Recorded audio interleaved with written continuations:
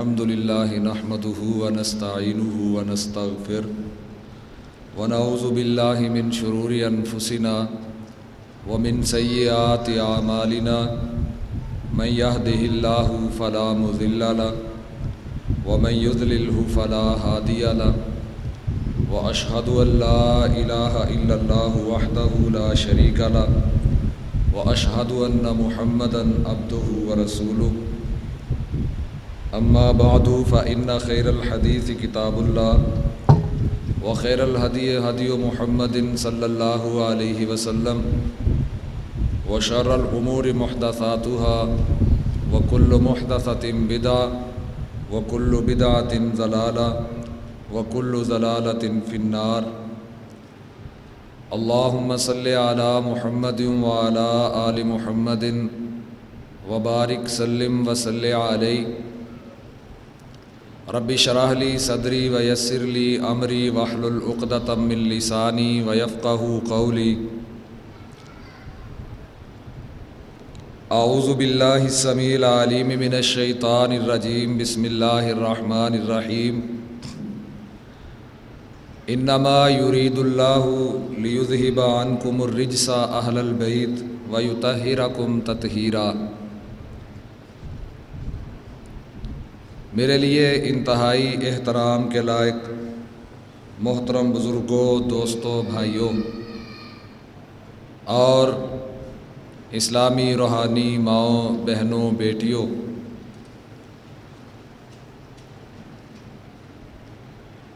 خاندان، قبیلہ، آل اولاد، ہم میں سے کوئی ایسا بندہ نہیں ہے جسے عزیز نہ ہو، پیاری نہ ہو.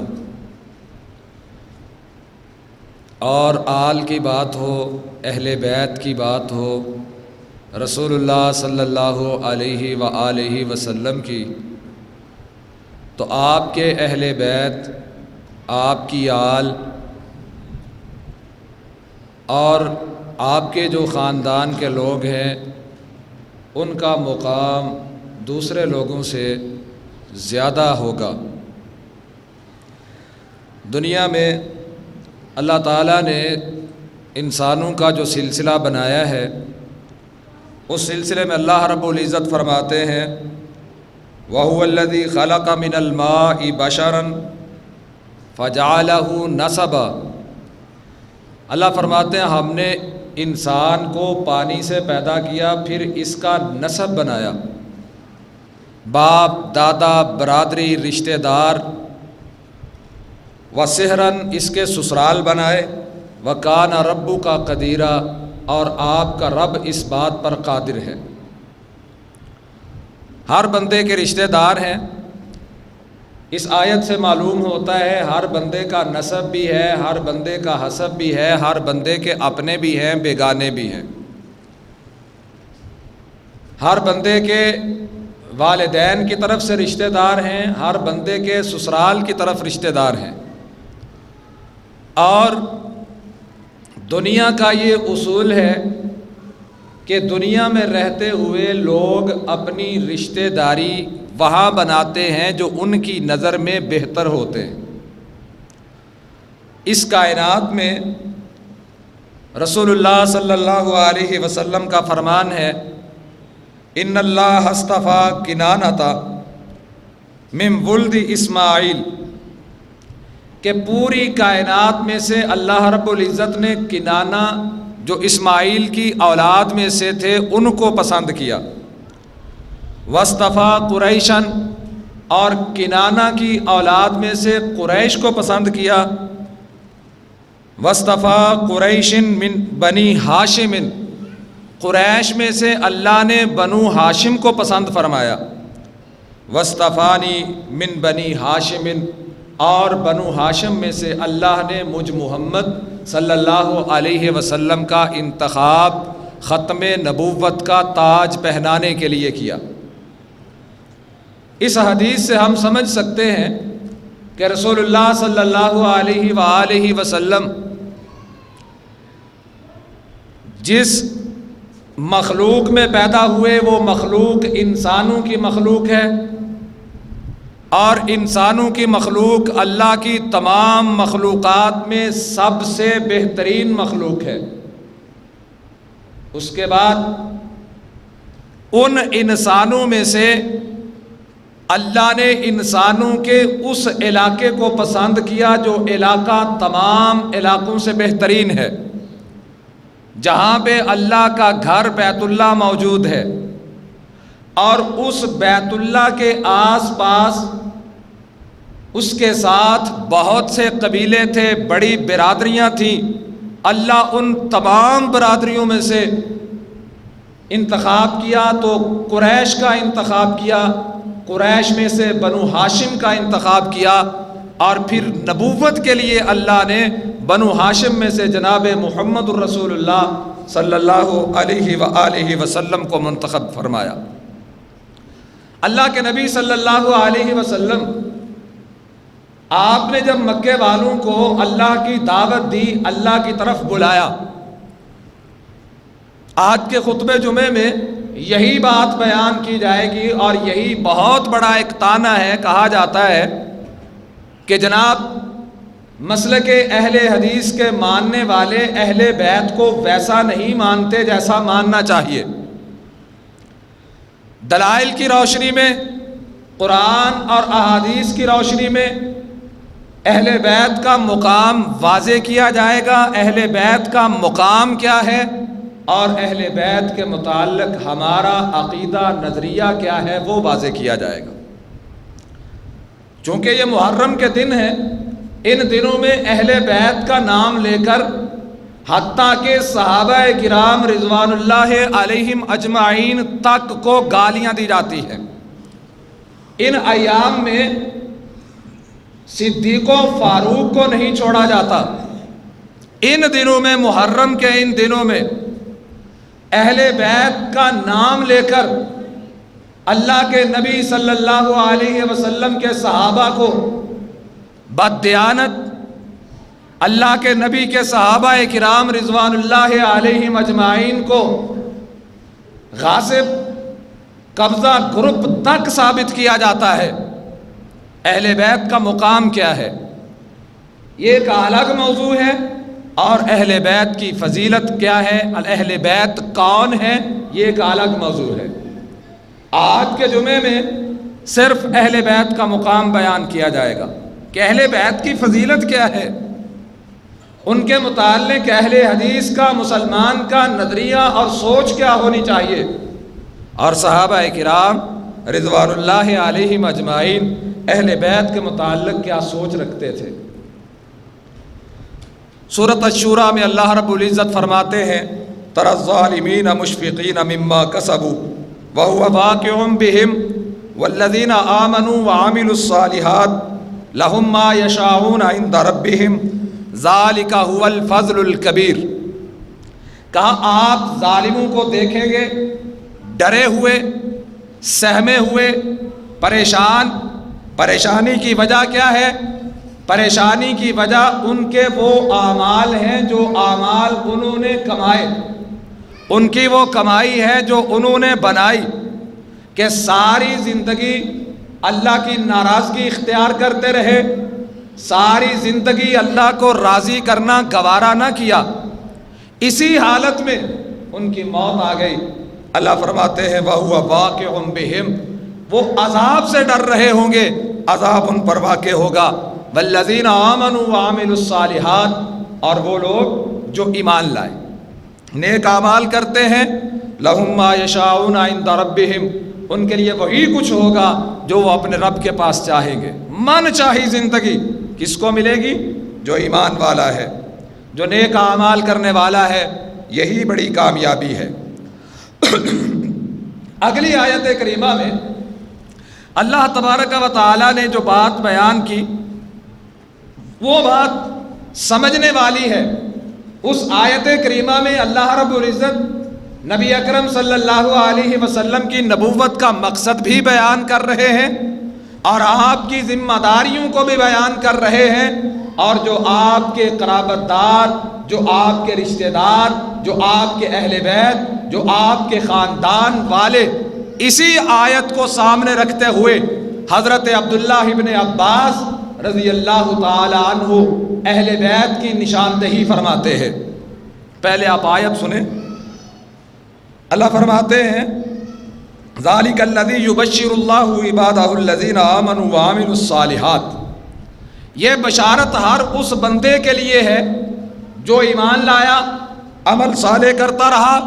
قل لا اسألکم علیہ اجرا، اے نبی آپ اپنی زبان سے ان سے فرمائیے کہ میں جو دعوت تمہیں دیتا ہوں اس دعوت پر تم سے کوئی اجر نہیں مانگتا، کسی مزدوری کا سوال نہیں کرتا، میں تم سے کسی صلے کا سوال نہیں کرتا۔ رسول اللہ صلی اللہ علیہ وسلم نے 13 سال مکے میں دعوت دی، 10 سال مدینے میں اللہ کی دعوت کو بیان کیا۔ پہلے دن سے لے کر وفات تک اللہ کے نبی صلی اللہ علیہ وسلم نے کسی سے 1 روپے کا تقاضا نہیں کیا، کچھ نہیں مانگا۔ پھر سوال کیا ہے؟ آپ نے ان سے مانگا کیا ہے؟ اللہ فرماتے ہیں الا المودۃ فی القربى، کہ میں چاہتا ہوں میرے قریبی رشتہ داروں میں میری محبت پیدا ہو جائے، میرے جو قریبی ہیں وہ میرے ساتھ وابستہ ہو جائے۔ آیت کا یہ حصہ حضرت عبداللہ ابن عباس رضی اللہ تعالی عنہ کے سامنے پڑھا گیا۔ پوچھنے والے نے پوچھا، سوال کرنے والے نے سوال کیا کہ عبداللہ ابن عباس سے پوچھا آپ فرمائیے الا المودۃ فی القربى سے مراد کون ہے؟ پاس سعید ابن جبیر تشریف فرما ہے، وہ جلدی سے بولے، کہنے لگے اس سے مراد آپ صلی اللہ علیہ وسلم کی آل ہے۔ اور یہ عبداللہ ابن عباس جو ہے رضی اللہ تعالی عنہ، یہ رسول اللہ صلی اللہ علیہ وسلم کے چچا زاد ہیں، حضرت عباس کے بیٹے ہیں، اور یہ وہ شخصیت ہے کہ جن کے بارے میں اللہ کے نبی صلی اللہ علیہ وسلم نے فرمایا اللہ اسے قرآن و سنت کا علم عطا فرما دے، اسے قرآن کا علم عطا کر دے۔ اور کہتے ہیں عبداللہ ابن عباس سے بڑھ کر اس امت میں کوئی قرآن کا عالم نہیں ہے۔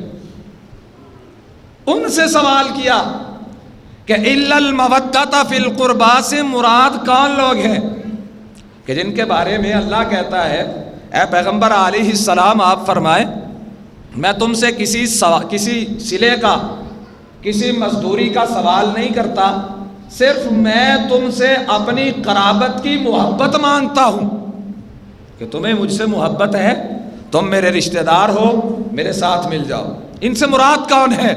عبداللہ ابن عباس فرماتے ہیں ان سے مراد تمام قریش جتنے بھی ہیں وہ سارے ہیں، مراد ہیں۔ کیوں؟ کوئی کسی نہ کسی طریقے سے رسول اللہ صلی اللہ علیہ وسلم کا رشتہ دار ہے۔ وَمَن يَقْتَرِفْ حَسَنَةً نَزِدْ لَهُ، قرابت مانگی، قرابت داروں کو قریب کیا، ساتھ آگے اللہ نے بات کو بیان فرمایا، کہا قرابت داروں کو یہ بات سمجھا دیجئے۔ مَن يَقْتَرِفْ حَسَنَةً نَزِدْ لَهُ، جو کوئی نیکی کرے گا اس کی نیکی کو بڑھایا جائے گا۔ ان اللہ غفور شکور، نیکیاں کرنا تمہارا کام ہے۔ اللہ فرماتے ہیں وَمَن يَقْتَرِفْ حَسَنَةً نَزِدْ لَهُ فِيهَا حُسْنًا، جو تم میں سے نیکی کرے گا اس کی نیکی کو بڑھایا جائے گا اور زیادہ کیا جائے گا۔ کیوں؟ تم نیکی اللہ کے لیے کرتے ہو۔ ان اللہ غفور شکور، اللہ رب العزت بخشنے والا قدردان ہے۔ کیا سبق دیا اللہ نے؟ کہ رسول اللہ صلی اللہ علیہ وسلم کی ذمہ داری لگائی کہ آپ نے اپنے قرابت داروں کو، خاندان والوں کو میرے دین کے نزدیک کرنا ہے۔ ان کا مقام، ان کا مرتبہ، ان کا شان دیگر لوگوں سے بلند ہوگا جب آپ کی بات کو مان لیں گے۔ آپ کے قبیلے کے لوگ آپ کے اہل بیت شمار ہوں گے، جب یہ آپ کے قریب آ کے مسلمان ہو جائیں گے پھر ان کی ذمہ داری دیگر لوگوں سے بہت زیادہ بڑھ جائے گی۔ جب ان کی ذمہ داری بڑھ جائے گی تو پہلا کام جو انہوں نے کرنا ہے وہ یہ ہے کہ اپنے آپ کو نیکیوں سے خالی نہیں رکھنا، اللہ کی رضا سے خالی نہیں رکھنا۔ جو جتنا زیادہ اللہ کو راضی کرے گا اللہ اس کے نامہ اعمال میں اتنی ہی نیکیوں کو بڑھاتا چلا جائے گا۔ اس آیت سے دو باتیں معلوم ہوئی۔ ایک تو رسول اللہ صلی اللہ علیہ وسلم کے رشتہ داروں کا، آپ کے اہل بیت کا، آپ کے قریبی رشتہ داروں کا مقام واضح ہوا، ساتھ ہی اللہ نے ان کی ذمہ داری کو بھی بیان کر دیا ہے کہ تمہارا کام یہ ہے، تم نے اپنے اعمال درست رکھنے ہیں اور خاندان کے ساتھ، قبیلے کے ساتھ، رشتہ داروں کے ساتھ، اپنوں کے ساتھ محبت کس شخص کو نہیں ہوتی؟ ہم میں سے ہر بندہ اپنی برادری کو اپنے لیے عزیز رکھتا ہے، اپنی برادری کو اپنے لیے محبوب رکھتا ہے، اور ہم میں سے ہر ایک کی کوشش ہوتی ہے کہ میری وجہ سے میری برادری کو کوئی فائدہ ہو جائے۔ اللہ کے نبی کی بھی کوئی برادری تھی، اللہ کے نبی کا بھی کوئی اہل بیت تھے، اللہ کے نبی کے خاندان والے، گھرانے والے بھی تھے۔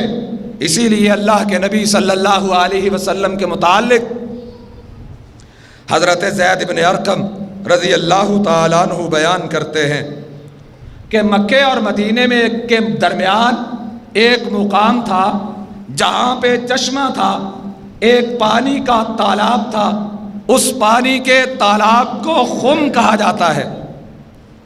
آپ صلی اللہ علیہ وسلم اس پانی کے تالاب پہ تشریف فرما ہے، وہاں پر بیٹھ کے آپ نے کچھ نصیحتیں صحابہ کرام رضوان اللہ علیہم اجمعین کو فرمائی۔ نصیحتوں کا انداز کیا ہے؟ اللہ کے نبی صلی اللہ علیہ وسلم خطبہ پڑھتے ہیں، اللہ کی حمد اور ثنا بیان کرتے ہیں، ساتھ آپ نے فرمایا ایھا الناس، لوگو فانما انا بشر، میں ایک بشر ہوں۔ میں کیا ہوں؟ بشر ہوں۔ یہی مسلک اہل حدیث ہے کہ آپ، اللہ نے آپ کو انسانیت میں پیدا فرمایا، اور یہ بھی ہمارا عقیدہ ہے کہ کائنات میں انسانوں کا مقام اللہ نے ہر مخلوق سے بلند بنایا ہے، اور انسانوں میں سب سے بلند مقام اللہ نے اپنے نبیوں کو عطا کیا ہے، اور نبیوں میں سے سب سے اونچا، اعلیٰ، عرفہ اور بڑا مقام اللہ نے جناب محمد الرسول اللہ کو عطا کیا ہے صلی اللہ علیہ وسلم۔ آپ نے فرمایا، کہا مجھے لگتا ہے یوشک ان یاتی رسول ربی، کہ میرے پاس میرے رب کا پیغام لے کے آنے والا آیا چاہتا ہے۔ کیا مطلب؟ کہ مجھے لگتا ہے کہ موت میری قریب ہے، میں دنیا سے جانے والا ہوں، ملک الموت میرے پاس آنے والا ہے۔ فَأَجِيبُ، اور میں اس کی پکار کو قبول کروں گا۔ وَأَنَا تَارِكُ فِيكُمْ ثَقَلَيْنِ، میں تم میں دو بھاری امانتیں چھوڑ کے جا رہا ہوں۔ میں تم میں دو بھاری امانتیں چھوڑ کے جا رہا ہوں۔ پہلی کتاب اللہ، پہلی اللہ کی کتاب ہے، فیہ الہدی، جس میں ہدایت ہے، والنور، جس میں روشنی ہے، فخذوا بکتاب اللہ، اللہ کی کتاب کو پکڑ لو، واستمسکوا، اللہ کی کتاب کے ساتھ چمٹ جاؤ، جپھا ڈال لو، اللہ کی کتاب کو مضبوطی سے تھام لو۔ فحث علی کتاب اللہ ورغب بہ فیہ، اللہ کے نبی صلی اللہ علیہ وسلم نے کتاب اللہ پر جمے رہنے کی ترغیب دلائی، بھرپور واعظ فرمایا۔ ثم قال، پھر آپ نے فرمایا وَأَهْلُ بَيْتِي، یاد رکھو کتاب اللہ کے بعد میرے اہل بیت کا خیال رکھنا، کتاب اللہ کے بعد میرے اہل بیت کا خیال رکھنا، میرے گھرانے والوں کا خیال رکھنا۔ اسی بات کو سامنے رکھتے ہوئے اللہ کے نبی صلی اللہ علیہ وسلم فرماتے ہیں اذکرکم اللہ فی اہل بیتی، اذکرکم اللہ فی اہل بیتی، اذکرکم اللہ فی اہل بیتی۔ 3 مرتبہ آپ نے یہ بات کہی کہ میں تمہیں اللہ کے نام کی نصیحت کرتا ہوں، میں تمہیں اللہ کے نام کی نصیحت کرتا ہوں، اللہ سے ڈراتے ہوئے کہتا ہوں اللہ سے ڈرتے رہنا میرے اہل بیت کے معاملے میں۔ کیا مطلب ہے؟ میرے اہل بیت کی ہر دور میں، میرے اہل بیت میں جو بھی ہو، جو بھی آنے والا ہو، ہر دور میں ان کو عزت، مقام اور وقار والی جگہ پہ رکھنا۔ یہ ہے اللہ کے نبی صلی اللہ علیہ وسلم کے اہل بیت کا مقام۔ یہ حدیث جب زید بن ارقم نے بیان فرمائی تو ان سے سیدنا حسین، یہ ہا صاد یا نون کے ساتھ نام ہے، انہوں نے سوال کیا کہ زید، کیا اس سے مراد اللہ کے نبی کی بیویاں ہیں؟ انہوں نے کہا ہاں، اس سے مراد اللہ کے نبی کی بیویاں ہیں، لیکن اس سے مراد آپ کے وہ رشتہ دار ہیں کہ جن پر اللہ نے مال زکوٰۃ کو حرام کر دیا ہے، جن پر اللہ نے مال زکوٰۃ کو حرام کر دیا ہے۔ کہا وہ کون لوگ ہیں؟ فرمایا وہ آل علی ہیں، آل عقیل ہیں، آل جعفر اور آل عباس رضی اللہ عنہم ہیں۔ ایک طرف مقام دیا، دوسری طرف اللہ کے نبی نے تربیت فرما دی کہ جو میرے خانوادے کا ہوگا وہ تمہارے حلال مال تو ایک طرف رہے، تمہارے زکوٰۃ اور صدقات کے مالوں پر بھی نظر رکھنے والا نہیں ہوگا۔ بات سمجھے کہ نہیں؟ کیا فرمایا اللہ کے نبی نے کہ جن پر اللہ نے زکوٰۃ کو حرام کر دیا ہے، مطلب وہ زکوٰۃ لینے والے نہیں ہوں گے، وہ دینے والے ہوں گے۔ اور وہ کون ہیں؟ اللہ کے نبی فرماتے ہیں ایک آل جعفر، آل عقیل، آل علی اور جناب عباس رضی اللہ تعالیٰ عنہم کی اولاد۔ آپ کی بیویاں بھی اہل بیت میں سے، جس کے متعلق بھی کہا جائے وہ اللہ کے نبی کا اہل بیت ہے، وہ نبی کے گھرانے سے تعلق رکھتا ہے، اس کا سلسلہ نسب نبی صلی اللہ علیہ وسلم تک جڑتا ہے۔ دوسرے مسلمانوں کا حق بنتا ہے اس کی عزت کریں، لیکن جس صاحب قرآن نے یہ کہا ہے، جس قرآن میں یہ کہا گیا ہے کہ میری قرابت کا خیال رکھو، اسی قرآن نے یہ بھی کہا ہے ان اکرمکم عند اللہ اتقاکم، تم میں سے بہترین وہ ہے جو اللہ سے ڈرنے والا ہے۔ کہلائے خود کو سید، کہلائے خود کو اہل بیت میں سے، کہلوائے میں حسن و حسین کی اولاد میں سے ہوں۔ واقعی وہ عظیم لوگ تھے، وہ بڑے لوگ تھے، ان کے مقام اور مرتبے اور شان کو کائنات کا کوئی شخص نہیں پہنچ سکتا کہ جن کے متعلق سیدنا ابو بکر صدیق رضی اللہ تعالیٰ عنہ فرماتے ہیں۔ حضرت ابو بکر صدیق کے الفاظ سنیے، بڑے پیارے الفاظ، محبت کو بیان فرما دیا۔ کہا ارکبوا محمدًا فی اہلہ، اگر کائنات کے امام کو راضی کرنا چاہتے ہو تو آپ کے اہل بیت کا خیال رکھو۔ کیا مطلب ہے؟ جو نبی کی آل ہے، جو نبی کی اولاد ہے، جو نبی کے خاندان والے، جو رحمت کائنات کے خانوادے والے ہیں، ان کا احترام کرو، ان کا خیال رکھو، تم اللہ کے نبی کی محبت کو پالو گے۔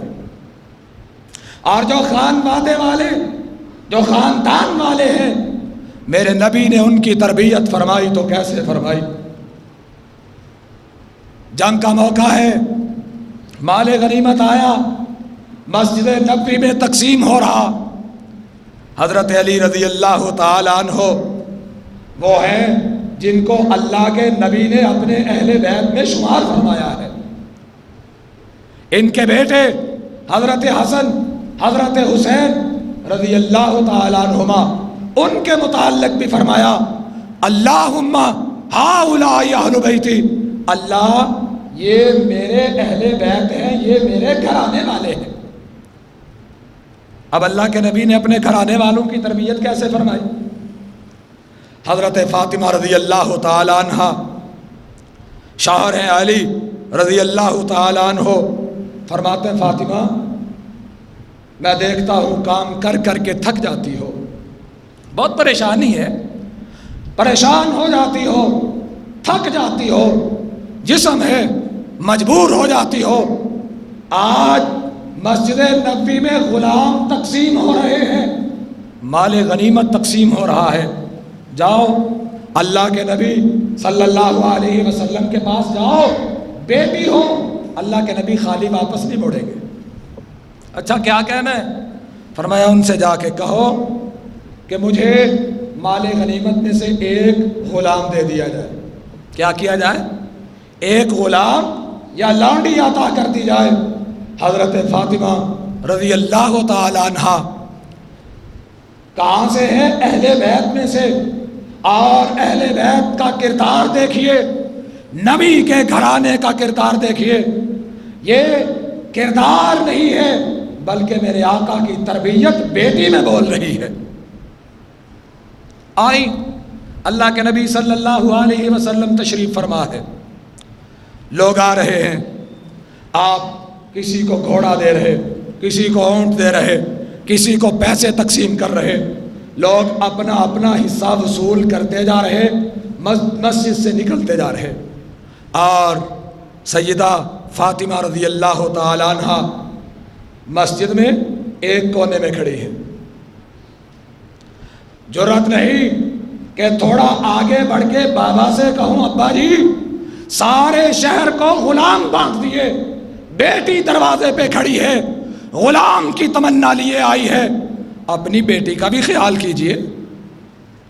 اور یہ بیٹی عام بیٹی نہیں، ایک تو مقام اہل بیت میں سے ہے، دوسرا اللہ کے نبی صلی اللہ علیہ وسلم نے فرمایا، کہا لوگوں سنو، آج میرے پاس جبریل کے ساتھ جو فرشتہ نازل ہوا پہلے کبھی مجھ پہ نہیں آیا تھا، آج آیا ہے، آج اس دروازے سے آیا ہے جو دروازہ آسمان کا اس سے پہلے کبھی نہیں کھلا۔ آقا آیا ہے، کیا پیغام لے کے آیا ہے؟ فرمایا پیغام یہ تھا، پیغام یہ لے کے آیا ہے کہ اللہ نے میری بیٹی سیدہ فاطمہ کو جنتی عورتوں کا سردار بنا دیا ہے۔ پیغام یہ لے کے آیا ہے، نہ صرف میری بیٹی کو جنتی عورتوں کا سردار بنایا بلکہ اس کے بیٹے حسن اور حسین کو اللہ نے جنتی جوانوں کا سردار بنا دیا ہے۔ وہ بیٹی، وہ نبی کا اہل بیت رسول اللہ صلی اللہ علیہ وسلم تشریف فرما ہے، آپ نے دیکھا فاطمہ آئی ہے، رکی ہے، ٹھہری ہے، آپ نے نگاہ اٹھا کے پوچھنا گوارا نہیں کیا، بیٹا آئی ہو، کیا لینے آئی ہو، کیا چاہتی ہو؟ سب کچھ تقسیم کر دیا۔ شام ہوئی، اپنی جگہ پہ کھڑے ہوئے، چادر اٹھائی، ایسے جھاڑ کے کہا اللہ گواہ ہو جا، جو امانتیں تو نے دی تھی میں نے تیرے بندوں میں تقسیم کر دی ہے۔ اور سب کچھ تقسیم کرنے کے بعد رات ہوئی، اللہ کے نبی صلی اللہ علیہ وسلم خیال آیا آج مسجد میں فاطمہ بھی آئی تھی، پوچھو تو صحیح خیریت تو تھی۔ رسول اللہ صلی اللہ علیہ وسلم سیدہ فاطمہ رضی اللہ تعالی عنہ کے گھر گئے، اور رات کا وقت ہے، دونوں میاں بیوی لیٹے ہوئے، ایک طرف حضرت علی، ایک طرف سیدہ فاطمہ، اور درمیان میں رسول اللہ صلی اللہ علیہ وسلم آ کے بیٹھ گئے۔ آپ حضرت علی کے کیا ہے؟ سسر۔ حضرت علی کا رشتہ داماد کا، اور بستر بیٹی اور داماد کا۔ ہمارے یہاں پتہ کیا کہتے ہیں؟ اور جی دھی دے گھر دا پانی بھی حرام ہے۔ یہ دلیل کہاں سے آئی ہے بھائی؟ ہاں جی، کل کو بیٹی کا حق جو کھانا ہے اس لیے پانی حرام ہے، اور دھی دے گھر دا پانی بھی حرام۔ عجیب بات ہے۔ اللہ کے نبی صلی اللہ علیہ وسلم اپنی بیٹی کے گھر گئے، دونوں لیٹے ہوئے، دونوں کے درمیان بستر میں ٹانگیں دے کے بیٹھے۔ علی فرماتے ہیں میں آج بھی اپنے سینے پر رحمت کائنات کے لگے ہوئے قدم، ان کی ٹھنڈک آج بھی محسوس کرتا ہوں۔ آپ نے پوچھا فاطمہ مسجد میں آئی تھی، مال تقسیم ہو رہا تھا، تیرے آنے کی وجہ کیا تھی؟ کیوں آئی تھی؟ کہا بابا خود نہ آئی تھی، سرتاج نے بھیجا تھا اس لیے آئی تھی۔ کیا لینے آئی تھی؟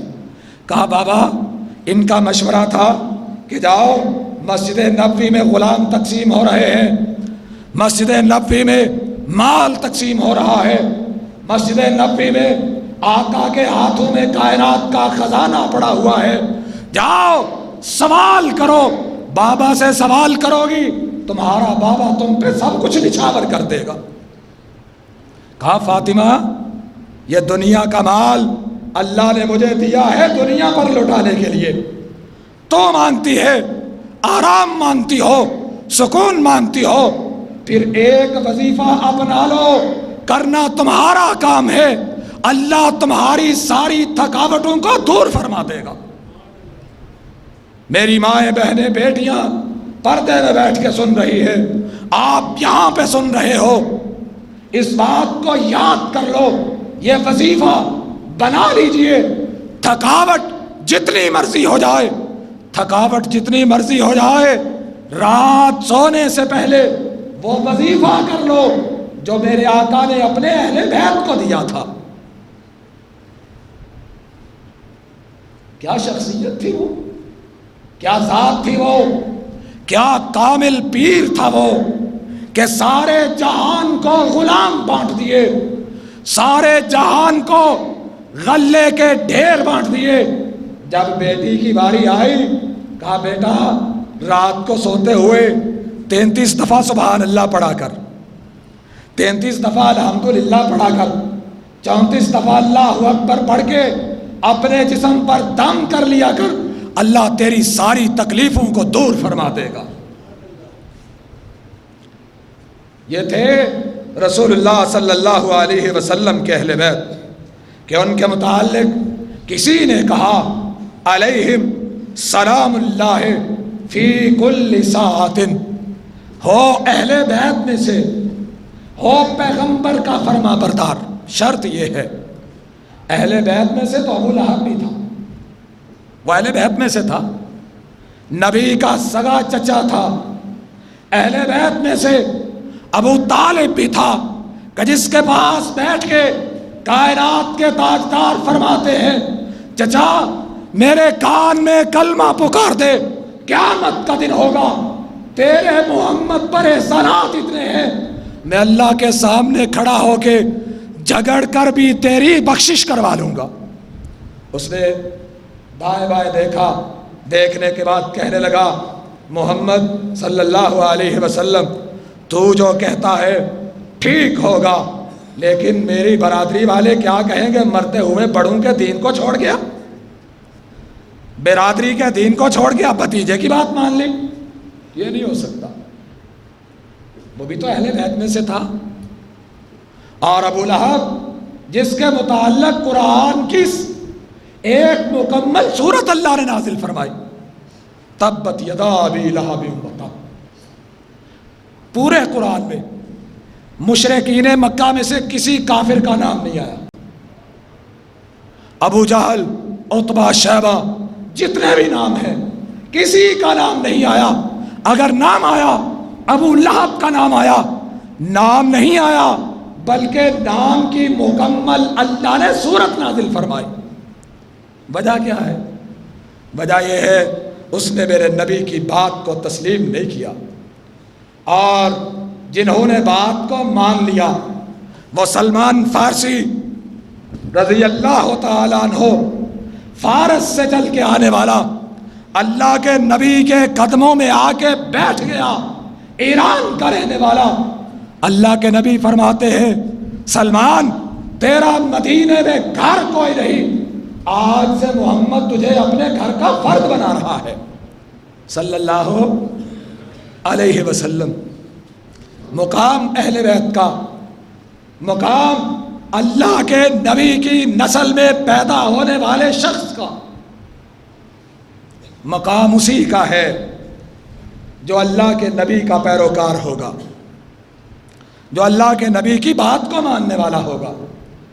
وہ ہمارے مولانا محمد عبداللہ گرداسپوری رحمۃ اللہ علیہ، وہ بیان کرتے ہیں، ہندوستان کی بات ہے، مولانا فضل جالندھری ایک علمی شخصیت تھے، عالم تھے، جمعہ پڑھاتے تھے، لیکن ذات کے میراثی تھے۔ جمعہ کا دن گھوڑے پر تشریف فرما، ساتھ دو بندے گھوڑے کے، ایک آگے ایک پیچھے، مولوی صاحب گھوڑے پر بیٹھے ہوئے، جا کہاں رہے ہیں؟ جمعہ پڑھانے۔ گزرتے ہوئے ایک تھڑا لگا ہوا، ایک تخت بنا ہوا، وہاں سے گزرے، ایک خود کو سید زادہ کہلوانے والا تخت پر بیٹھا ہوا، ملنگ بھانگ گھوٹا لگا رہے، یہ پاس سے گزرے۔ وہ سید زادہ پوچھتا ہے، سوال کرتا ہے، کہنے لگا، اور یہ جو گھوڑے پہ جا رہا تھا یہ کون ہے؟ کھدر کا سوٹ پہنا ہوا اور شملے والی پگڑی باندھی ہوئی، ہون تے پگا تو جی منڈے پاج دینے پہ، ہون تے نماز وچ سر تے ٹوپی نہیں پاؤنی گوارا کر دے جی، ہون تے تہذیب ہی بدل گئی ہے۔ وہ بہت اور تھا، ہن مولوی بھی ممبر تے آوے تے ٹوپی سر تے، ممبر تو لتھا تے ٹوپی جیب چ، مصلے پہ آیا ٹوپی سر پہ، مصلے سے اترا، گاڑی میں بیٹھا، گھر گیا، باہر بازار میں نکلا، ٹوپی فولڈ کی جیب میں۔ مولوی صاحب نے دستار باندھے ہوئے، شملے والی پگڑی باندھی ہوئی، اس کے سامنے سے گزر رہے۔ ملنگوں نے بتایا، شاہ جی یہ مولوی ہے، ذات کا میراثی ہے۔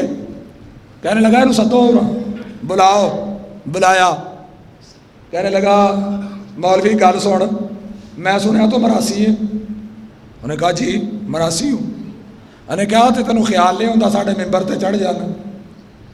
انہوں نے کہا شاہ جی ممبر وراثت سی تہاڈی۔ ممبر وراثت کن کی تھی؟ شاہوں کی۔ کیوں؟ دعویٰ ہے ہم اللہ کے نبی کی نسل سے ہیں، ہم اللہ کے نبی کے اہل بیت میں سے ہیں۔ کوئی کہتا ہے میں حسنی ہوں، کوئی کہتا ہے میں حسینی ہوں۔ کہا شاہ جی ٹھیک ہے، ممبر آپ کا تھا، امانت آپ کی تھی، دیا آپ کو گیا تھا، لیکن یہ جس جگہ پہ آپ بیٹھے ہیں یہاں پہ بیٹھنا ہمارا کام تھا، یہ جگہ آپ نے پکڑ لی، ہم نے ممبر خالی دیکھا، ہم ممبر پہ چڑھ گئے۔ مطلب کیا ہے؟ یہاں پہ وہی آئے گا، کائنات کے تاجدار کی وراثت کا حل وہی ہوگا جو اللہ کے نبی کے چھوڑے ہوئے علم کو پڑھنے والا ہوگا۔ وہ چاہے سید زادہ ہو، چاہے وہ میراثیوں کا بیٹا کیوں نہ ہو، اس کے پاس اگر قرآن کا علم ہوگا، حدیث کا علم ہوگا، نبی کی وراثت کا اہل قرار پائے گا۔ لیکن جو سید ہوگا، جو نبی کے اہل بیت میں سے ہوگا اور اس کے پاس نبی کا علم بھی ہوگا، اللہ کا ڈر بھی ہوگا، تقوی و خشیت بھی ہوگی، اس کا مقام دوسرے لوگوں سے پھر زیادہ ہوگا۔ تاریخ میں ایک واقعہ لکھا ہوا ہے، مورخین لکھتے ہیں ایک بیوہ عورت سفر درپیش آیا، سفر پہ نکلی، چلتے چلتے ایک بستی میں پہنچی۔ بستی کا چودھری مسلمان تھا اور یہ عورت عام گھرانے کی عورت نہ تھی، رحمت کائنات کے خاندان سے تھی، آپ کی آل میں سے تھی، آپ کی نسل میں سے تھی، آپ کے اہل بیت میں سے تھی۔ اس نے اس مسلمان بستی میں مسلمان چودھری سے جا کے تقاضا کیا، کہا بھائی صاحب میں آپ کی بستی میں رات ٹھہرنا چاہتی ہوں، بیٹیاں جوان ساتھ ہیں، رات کہاں رہوں گی، میں چاہتی ہوں آپ مجھے پناہ دیجئے، مجھے یہاں پہ ٹھہرائیے۔ چودھری کہنے لگا تیرے کو کیڑا ڈپلوما ہے، کیڑا سرٹیفکیٹ ہے، تو سید ہے؟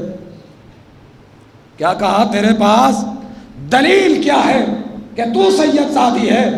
دلیل کیا ہے؟ تو نبی کے خانوادے میں سے ہے۔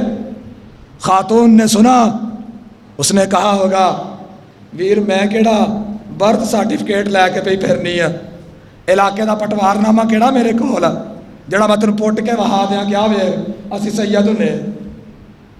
اس نے کہا میں کیسے مان لوں، تو سید زادی ہے، میں تجھے یہاں پہ نہیں ٹھہرا سکتا۔ اس خاتون نے کہا ٹھیک ہے کوئی بات نہیں، یہاں سے نکلی اگلی بستی میں جاتی ہے۔ بستی کا متولی اور مالک یہودی ہے، چودھری ہے، نمبردار اور وڈیرا ہے۔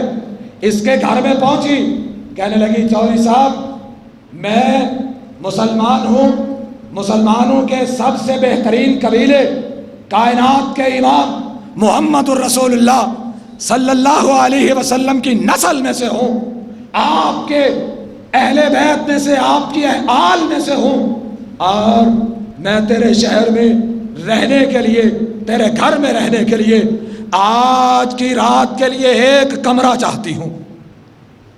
اس نے سوچا کوئی بات نہیں، دو تین سوال ذہن میں آئے۔ اس نے کہا ٹھیک ہے، خاتون سے کہا بی بی کوئی گل نہیں، رات ساڈے پنڈ رہ تو میرے گھر رہ پاویں کسے دے گھر رہ، تینوں اتوں رات کٹدا کوئی نہیں، روٹی بھی دیاں گے، بستر بھی دیاں گے، کمرہ بھی دیاں گے۔ وہ عورت چلی گئی۔ اب یہ کیمرے لگا کے بیٹھا ہوا ہے، دیکھ رہا ہے کہ یہ مسلمان عورت ہے، اس سے بھی بڑھ کے یہ محمد الرسول اللہ صلی اللہ علیہ وسلم کے خانوادے سے ہے۔ آج میں نے دیکھنا ہے ہمارا اور مدینہ کے تاجدار کے خانوادے کے لوگوں کا فرق کیا ہے۔ اس عورت نے اس گھر میں جاتے ہی وضو کیا، بیٹیوں کو وضو کروایا، وضو کر کے بیٹیوں سے کہا مغرب کی نماز ادا کرو، خود بھی نماز ادا کی۔ نماز کے بعد کھانا کھایا، ذکر اذکار کیے، عشاء کا وقت ہوا، پھر وضو کیا۔ وضو کرنے کے بعد تینوں ماں بیٹیاں نماز ادا کرتی ہے، نماز سے فارغ ہوئی، بستر پر جاتی ہے، بستر پر بیٹھ کے تینوں بیٹھ جاتی ہے، تمام اذکار کرتی ہے، 33 دفعہ سبحان اللہ پڑھا، 33 دفعہ الحمدللہ پڑھا، 34 مرتبہ اللہ اکبر پڑھا، آیت الکرسی کی تلاوت کی۔ تمام ذکر اذکار کرنے کے بعد یہ خاتون کون ہے؟ یہ نبی کے خانوادے کی عورت ہے، یہ نبی کے ماننے والی عورت ہے، نبی کے گھرانے کی عورت ہے صلی اللہ علیہ وسلم۔ رات سو گئی اور بیٹیوں کو سلا کے پھر سوئی، دائیں کروٹ، اپنا ایک ہاتھ دایاں ہاتھ دائیں گال کے نیچے رکھا، بایاں ہاتھ بائیں ٹانگ پہ رکھ کے سو گئی۔ صبح ابھی فجر کی اذانوں کا وقت نہ ہوا تھا، تہجد کے وقت اٹھتی ہے، بیٹیوں کو جگاتی ہے، وضو کرتی ہے، پھر مصلی پہ کھڑی ہو جاتی ہے۔ اور چودھری وہ نہیں سویا ساری رات، وہ دیکھتا رہا۔ صبح فجر کی نماز پڑھی، ناشتہ کیا، یہ ناشتہ کر رہی ہے، وہ اپنی بیوی کو کہہ رہا ہے، اپنی بیوی سے اپنے خیالات کا اظہار کر رہا ہے، کہہ رہا ہے گل سن، میں تے رات ویکھیا ایک مسلمان بیوی دی، میں رات ویکھیے محمد کریم صلی اللہ علیہ وسلم کے خاندان دی عورت دی، ہاں پھر تو کی جانا ہے؟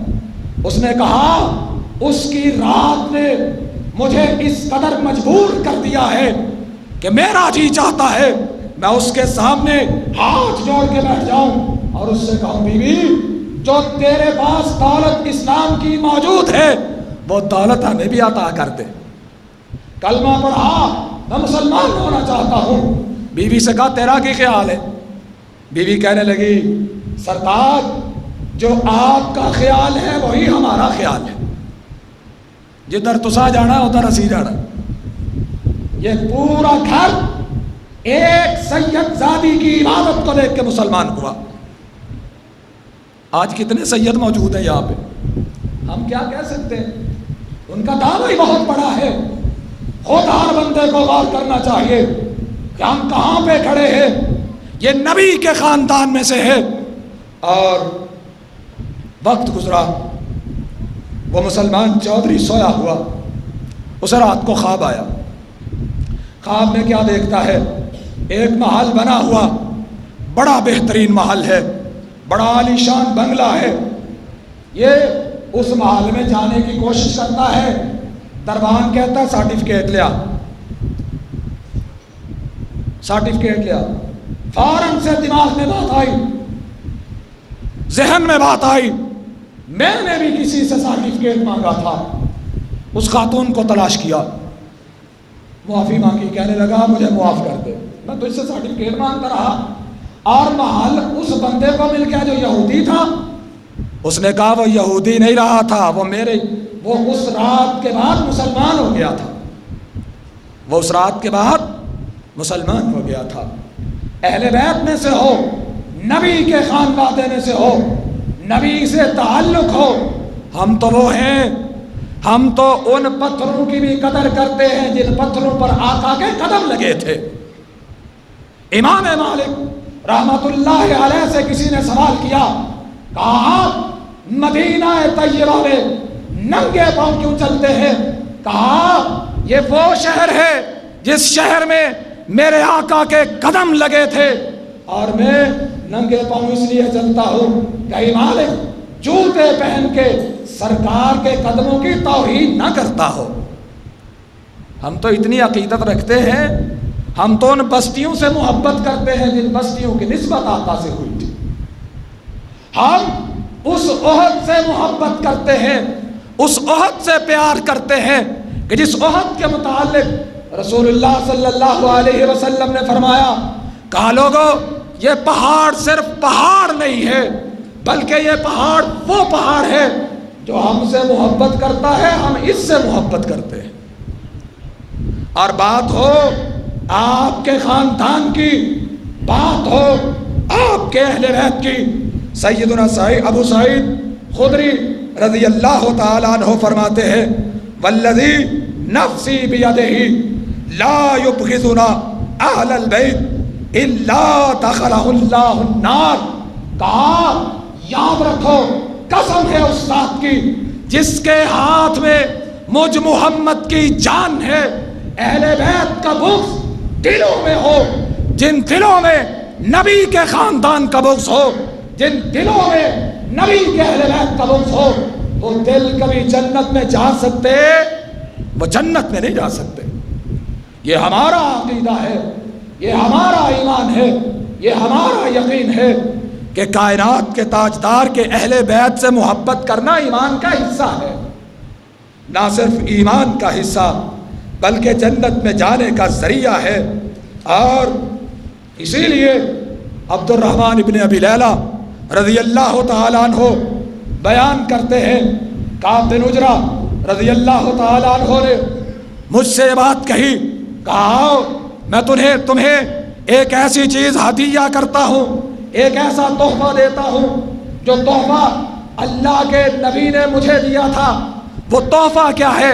کہا میں نے پوچھا تھا اے اللہ کے نبی مجھے بتلائیے، ہم آپ پر، آپ کے اہل بیت پر، آپ کی آل پر، آپ کے گھرانے پر ہم کیسے دعا کریں، کیسے اللہ کی رحمتوں کی دعا مانگا کریں؟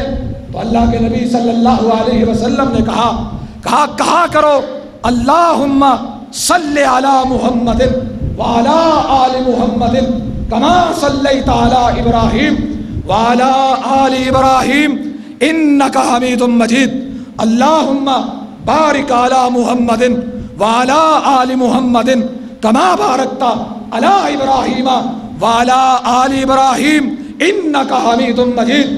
اللہ محمد صلی اللہ علیہ وسلم پر رحمتیں فرما، آپ کی آل پر رحمتیں فرما۔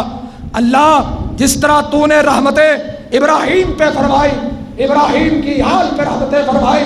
اور پتہ ہے رحمت کیا ہے؟ ابراہیم کی آل پر رحمت یہ تھی کہ ابراہیم کی نسل میں سے اللہ نے انبیاء بھیجے، سب سے آخر میں محمد الرسول اللہ کو بھیجا۔ اور نبی کی آل پہ اللہ کی رحمت یہ ہے کہ اس آل میں سے لوگوں کو رہنمائی کرنے والے نبی کا چھوڑا ہوا دین بتانے والے آتے رہیں گے، اور سب سے آخر میں جو امام مہدی ہوگا وہ بھی میرے نبی کے خاندان میں سے اور میرے نبی کی نسل میں سے ہوگا۔ رسول اللہ صلی اللہ علیہ وسلم نے فرمایا، حضرت علی رضی اللہ تعالیٰ عنہ راوی ہے، کہا لم یبق من الدہر الا یوم، جب تک یہ دنیا قائم ہے اور یہ دنیا اس وقت تک ختم نہیں ہو سکتی، دنیا کے ختم ہونے میں ایک دن بھی اگر باقی ہوا، لباس اللہ رجلا من اہل بیتی، ایک دن بھی اس دنیا کے ختم ہونے میں باقی ہوا، یعنی قیامت اس وقت تک قائم نہیں ہوگی جب تک میرے اہل بیت میں سے، میری نسل میں سے، میری آل میں سے، میری اولاد میں سے، میرے گھرانے میں سے، خاندان میں سے، قبیلے میں سے، خانوادے میں سے جب تک ایسا شخص پیدا نہ ہو گیا، یملؤھا عدلا کما ملئت جورا، زمین جس طرح ظلم تشدد کے ساتھ بھری ہوگی، بے انصافی کے ساتھ بھری ہوگی، جتنی زیادہ بے انصافی ہوگی وہ اس زمین پر اس بے انصافی کو مٹا کر امن قائم کر دے گا۔ وہ کون ہوگا؟ ابو داؤد کی دوسری روایت میں اللہ کے نبی فرماتے ہیں وہ حسنین کی اولاد میں سے ہوگا، نام اس کا محمد ہوگا، باپ کا نام عبداللہ ہوگا، ماں کا نام آمینہ ہوگا، اور ان کو لوگ مہدی کہیں گے۔ کیا کہیں گے؟ مہدی۔ وہ آئیں گے اللہ کے نبی کی آل میں سے آئیں گے، اور یہی ہے کما صلیت علی، ان کی نسل میں سے اللہ نے نبی بھیجے، ان کی نسل میں سے اللہ ہدایت کے لیے آئمہ بھیجتا رہے گا، ان کی نسل میں سے اللہ ہدایت کے لیے آخری زمانے میں امام مہدی کو بھیجے گا، جو نبی تو نہیں ہوں گے، نہ نبوت کے دعوے دار ہوں گے، نہ ان کے پاس نبوت کے اختیارات ہوں گے۔ عقیدے کی درستگی کر لیں، نہ وہ نبی ہوں گے، نہ ان کے پاس نبوت کے اختیارات ہوں گے، لیکن اس کے باوجود اللہ نے ان کو حاکمیت عطا کی ہوگی، وہ زمین پر حکمران ہوں گے، فیصلے کریں گے اللہ کے قرآن کے مطابق اور مدینے والے کے فرمان کے مطابق۔ اور اسی لیے رسول اللہ صلی اللہ علیہ وسلم نے فرمایا میرے اہل بیت سے محبت کرو، اور اہل بیت رسول اللہ صلی اللہ علیہ وسلم کے ان کے فضائل، ان کا مقام، ان کا مرتبہ، کہ جن کو اس طرح اللہ کے نبی نے ہمارے ایمان میں شامل کر دیا، کہا جو ان سے بغض رکھے گا وہ ان سے بغض کی وجہ سے جنت میں نہیں جا سکے گا۔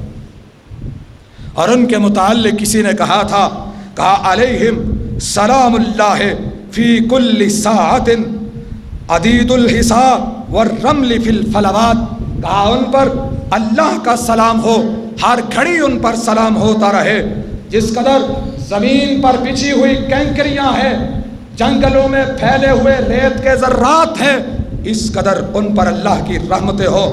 ہنیئا لہم قرب النبی محمد وبشریٰ لہم لقیاہ فی الجنات، کہا ان کو مبارک ہو، انہیں قرب ملا تو محمد کریم کا ملا، انہیں قرب ملا تو کائنات کے تاجدار کا ملا، اور ان کے لیے بشارت ہے، ان کی ملاقات، ان کا ملنا جنت ہے۔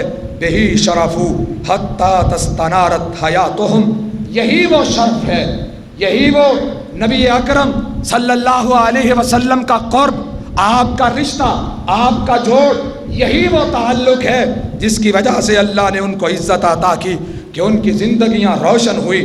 وَأُخْرَاهُمْ بِالْبِشْرِ وَالْبَرَكَاتِ، یہ زندگیاں بھی روشن ہوئی، اور آخرت کی زندگیاں اللہ آخرت میں بھی انہیں بشارتیں اور برکتیں عطا فرمائے گا۔ حضرات، یہ تھے رسول اللہ صلی اللہ علیہ وسلم کے اہل بیت کے فضائل، ان کا مقام، ان کا مرتبہ، کہ وہ ہمارے ایمان کا حصہ ہے۔ پھر حق بنتا ہے جو نبی کے اہل بیت ہوں، جو کائنات کے تاجدار کے خانوادے والے ہوں، وہ آج ہیں یا آج کے بعد قیامت تک آنے والے ہیں، ان کو لوگوں کے لیے مثال ہونا چاہیے۔ اور جو گزر چکے ہیں وہ حقیقت میں مثال تھے. مثال کیسی؟ ایک حدیث سناتا ہوں، بات کو ختم کرتے ہیں. حضرت علی رضی اللہ تعالی عنہ اپنے غلام کو بلا کے فرماتے ہیں آؤ میں تمہاری ڈیوٹی لگا رہا ہوں، میں وہی تمہاری ڈیوٹی لگا رہا ہوں جو آقا نے میری لگائی تھی. کون کہہ رہا ہے؟ سیدنا، بولو تے صحیح، علی رضی اللہ تعالی عنہ. اور علی کون ہے؟ اہل بیت کا اہم ترین حصہ ہے. جس بندے کو یہ حدیث یاد ہو گئی سمجھ لیجئے اس کا عقیدہ علی والا ہو گیا رضی اللہ تعالی عنہ. کہا تیری ذمہ داری لگا رہا ہوں، جہاں مورتی دیکھے اسے مٹا ڈال، برباد کر دے، ختم کر دے. اور بات یاد آئیے کر دوں، طالبان کی حکومت آئی، یہ ہے علی والے، یہ ہے علی والے. علی نے کہا تھا، علی اہل بیت میں سے تھے، کہا میں تیری ڈیوٹی لگاتا ہوں، جہاں پہ تصویر بنی ہوئی دیکھے، جہاں پہ بت پڑا ہوا دیکھے، کہا بت کو بھی مٹا دینا ہے، تصویر کو بھی مٹا دینا ہے. اور دوسرا کام، کوئی قبر زمین سے اونچی دیکھے اسے برابر کر دے. یہ کس کا عقیدہ ہے؟ اہل بیت کا عقیدہ ہے. آج یہ عقیدہ ملے گا تو اہل حدیث کے پاس سے ملے گا، ہماری نسبت اہل بیت سے. بعض لوگ اعتراضات سوالات اٹھاتے ہیں. سوال کیسا؟ ہم نے تو آقا کا فرمان پڑھا ہے، جس دل میں میرے خاندان کا بغض ہوگا، جس دل میں میرے اہل بیت کا بغض ہوگا، وہ دل کبھی جنت میں نہیں جا سکتا. ہم تو ان سے محبت کرتے ہیں ان کا ساتھ پانے کے لیے. اور میں بات کر رہا تھا، یہ ہوتے ہیں علی والے. ساری دنیا کے میڈیا کو تکلیف پڑی ہوئی ہے. وہ جی دیکھیں کابل کی سڑکوں پر وہ تصویریں بنی ہوئی تھی، وہ مٹا دی. یہاں پاکستان پر بیٹھے کئی لوگوں کو تکلیف ہو رہی ہے. جناب دیکھیے طالبان نے وہ پرانے بت پڑے ہوئے تھے ان کو گرا دیا. انہوں نے کہا گریں گے، آقا کی سنت میں گریں گے. ہم بت قائم کرنے والے نہیں ہیں، بت بنا کے بت پوجنے والے نہیں ہیں. آقا کی اقتدا میں، آقا کے اہل بیت کی اقتدا میں ہم بتوں کو گرانے والے ہیں. جو بھی بت سامنے آئے گا گرا دیا جائے گا، مسمار کر دیا جائے گا. یہ تھے اہل بیت، یہ تھی اہل بیت کی زندگیاں. ان کی راتیں تہجدوں سے خالی نہ تھیں، ان کے دل نمازوں سے خالی نہ تھے. وہ اسلام کے علم بردار تھے، توحید کا پرچار کرنے والے تھے. آج اگر کوئی اہل بیت کا ماننے والا ہے اسے چاہیے اپنا عقیدہ اہل بیت کے مطابق بنائے. اہل بیت کون تھے؟ کون کون سے لوگ اہل بیت میں شامل ہیں؟ تفصیل طلب عنوان ہے. یہی بات یاد رکھیں کہ اللہ نے اہل بیت کے جو فضیلت عطا کی ہے، کس وجہ سے عطا کی؟ اسلام کی وجہ سے، دین کی وجہ سے، ایمان کی وجہ سے. اور جب فضیلت عطا کی تو دوسروں سے بلند فضیلت عطا کی. اور جب انہیں ایمان ملا دنیا کے لیے مثال بن گئے. اللہ مجھے اور آپ کو اہل بیت کے نقش قدم پر چلنے کی توفیق عطا فرمائے. رسول اللہ صلی اللہ علیہ وسلم کے مقدس خاندان کی عزت، ان کی حرمت کا تحفظ کرنے کی توفیق عطا کرے، زندہ رکھے، اسلام پہ موت عطا فرمائے، ایمان پہ